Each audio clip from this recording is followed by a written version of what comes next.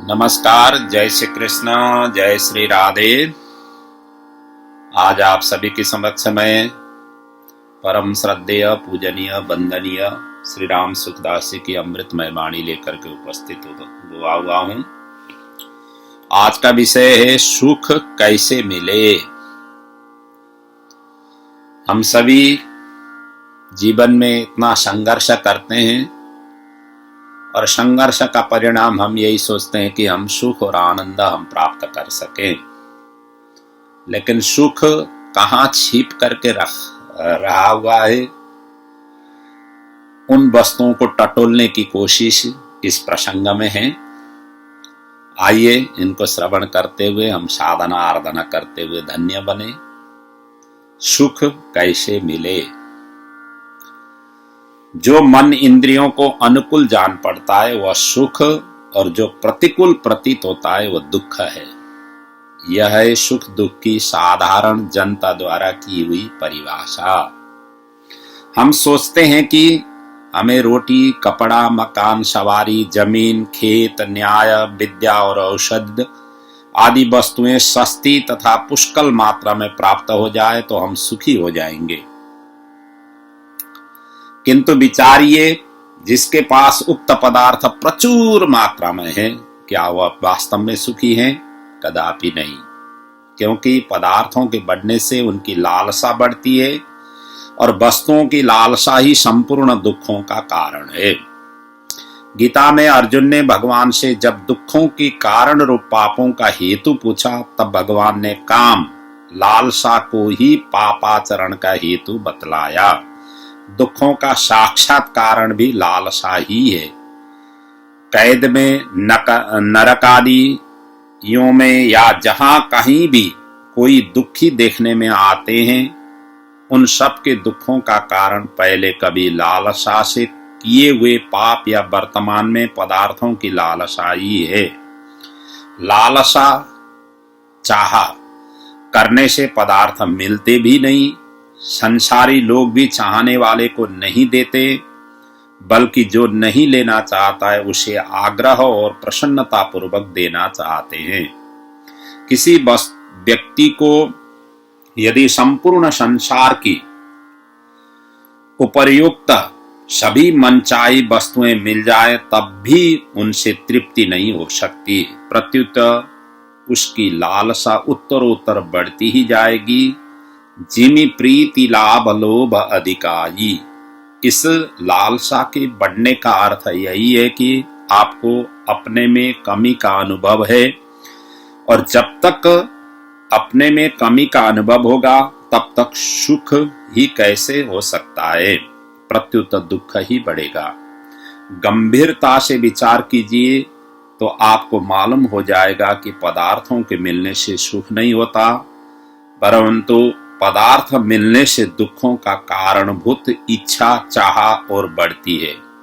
और कहा भी है शास्त्रों में, यत पृथिव्याम बृहीयावम हिरण्यम पशवः स्त्रियः नाल एकस्य तृप्त्यर्थम इति मत्वा समम ब्रजेत न जातु काम कामानाम उपभोगेन साम्यति हविषा कृष्ण वर्त्वेव भूय एवा विवर्धते। अर्थात पृथ्वी में जितने भी धान्य, चावल, गौ, जौ, सुवर्ण, पशु और स्त्रियां हैं, वो सब के सब मिलकर एक मनुष्य की तृप्ति के लिए भी पर्याप्त नहीं है। ऐसा मानकर तृष्णा का शमन करें, क्योंकि भोग पदार्थों के उपभोग से कामना कभी शांत नहीं होती, बल्कि जैसे घी की आहुति डालने पर आग और भटकती उठती है, वैसे ही भोग वासना भी भोगों के भोगने से प्रबल होती जाती है। सभी मनुष्य चाहते तो सुखी हैं, परंतु सुख की सामग्री इन संसार की वस्तुओं को ही समझते हैं, इसलिए उन्हीं को प्राप्त करने का प्रयत्न करते देखे जाते हैं। आज पृथ्वी पर 2.5 अरब मनुष्य माने जाते हैं। उनमें से प्रत्येक व्यक्ति को संसार की समस्त वस्तुएं कैसे मिल सकती है, क्योंकि वस्तुओं पर सभी का हक है। एवं वस्तुएं सब मिलकर भी सीमित हैं और उनके चाहने वाले हैं बहुत अधिक। जब एक को एक भी पूरी नहीं मिल सकती है, तब प्रत्येक को सभी वस्तुएं पूरी कैसे मिले?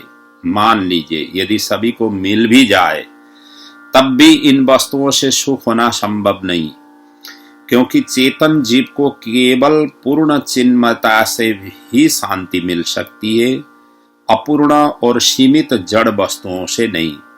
यदि इन नश्वर पदार्थों के संयोग से मूर्खता अवश जो सुख प्रतीत होता है उसे ही सुख मान लें, तो भी जड़ वस्तुएं तो प्रतिक्षण परिवर्तनशील और नाशवान है तथा जीव नित्य और अविनाशी है।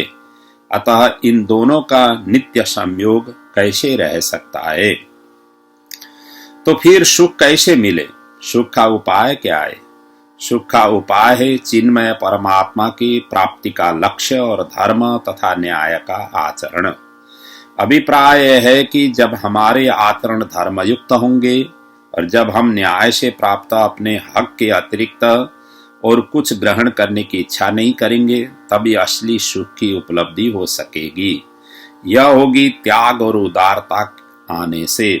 जिन वस्तुओं को हम सुख देने वाले समझते हैं, उनको जब हम कभी त्याग और उदारता के भाव से एक दूसरे को देना चाहेंगे और लेना नहीं चाहेंगे, तब उन वस्तुओं की स्वतः ही बहुतायत हो जाएगी और लेने वाले हो जाएंगे कम।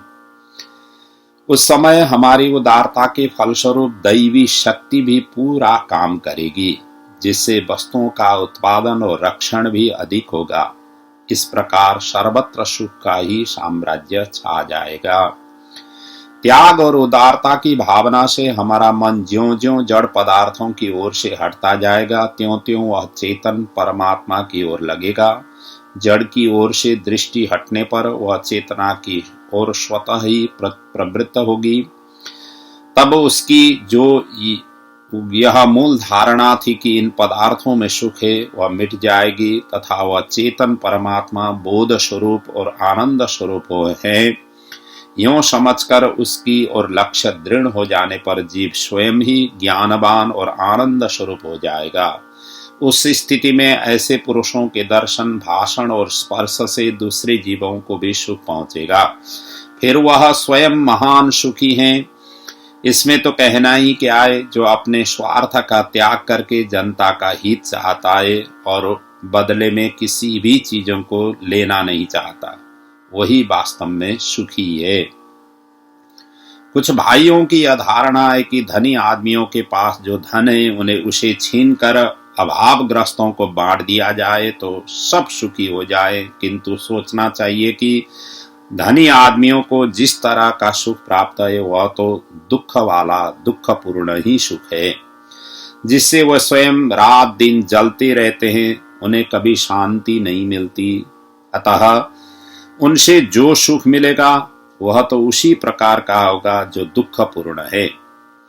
जिससे धन छीना जाएगा उसे तो महान कष्ट होगा ही, उसे कष्ट देकर लेने से लेने वाला का भी सुख कैसे होगा? जलन ही होगी। वह धन जिससे दिया जाएगा, जहां जाएगा वहां भी दुख, अशांति और जलन ही प्राप्त होगी। यह सिद्धांत है कि देने वाला दे ही दे और लेने वाला सेवक परिचारक लेना ही न चाहे, तो उससे देने वाले में तो उदारता पैदा होकर प्रसन्नता होगी और देने वाले की प्रसन्नता से लेने वाले की भी त्याग पूर्व लेने से आनंद आएगा। वह अमृतमय पदार्थ जहां जाएगा वहां भी सुख, शांति और आनंद का ही वातावरण पैदा करेगा। तभी सबको सुख मिलेगा, तभी सबके हृदय के भाव उदार होंगे, क्योंकि सुख वस्तुओं में नहीं है, सुख है हमारे हृदय की उदारता में। शास्त्र का वचन है, यच्च काम सुखम लोके यच्च दिव्य महत सुखम तृष्णाक्षय सुखस्येते नार्हत षोडशीम कलाम। अर्थात संसार में जो भी कामोपभोग का सुख है तथा जो स्वर्गीय महान सुख है, ये दोनों ही तृष्णा नाश के होने वाले सुख के 16वें अंश के बराबर भी नहीं है। किसी कवि ने कहा है, चाहा गई चिंता मिटी मनवा बेपरह बाहा, जिसको कछु न चाहिए सोई शहंशाह। अतः यह बात सिद्ध हो गई कि पदार्थों के अभाव से दुख नहीं, दुख है पदार्थों के अभाव के अनुभव में। मान लीजिए एक आदमी ने एकादशी को निराहार व्रत किया और एक दूसरे आदमी को उस दिन कुछ भी उपार्जन न होने से निराहार रहना पड़ा। इन दोनों को ही अन्नादि की पदार्थों के संयोग का अभाव है, किंतु एक प्रसन्नता पूर्वक व्रत रखकर सुखी होता है और दूसरा पेट में अन्न न पहुंचने से दुख का अनुभव करता है। अभाव का अनुभव ही दुख है।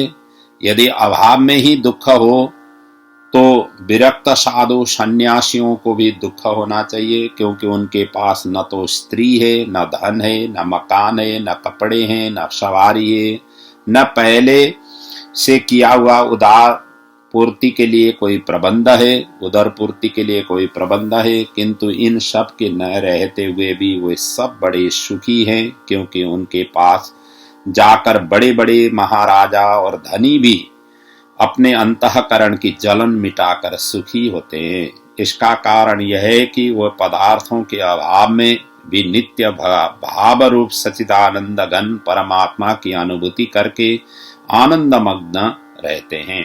वास्तव में अभाव का अनुभव होता है मूर्खता से।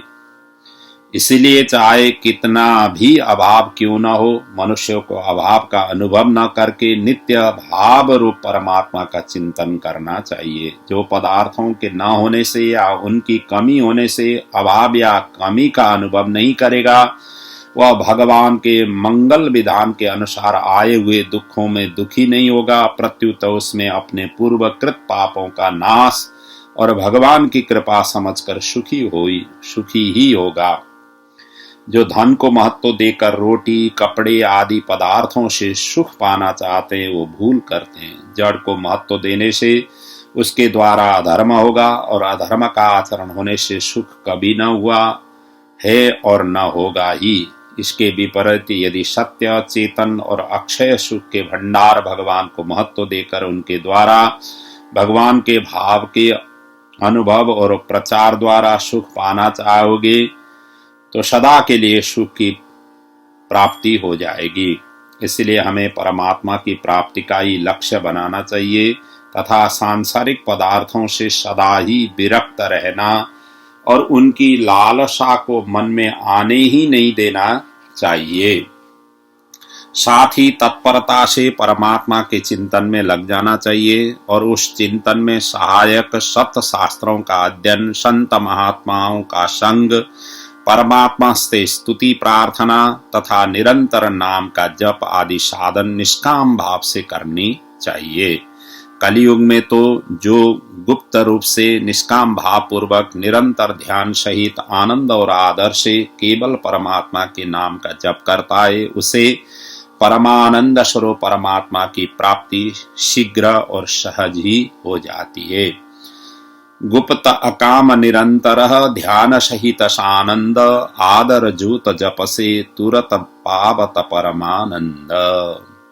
अस्तु। ओम पूर्णमदः पूर्णमिदं पूर्णात् पूर्णमुदच्यते पूर्णस्य पूर्णमादाय पूर्णमेवावशिष्यते। ओम शांति।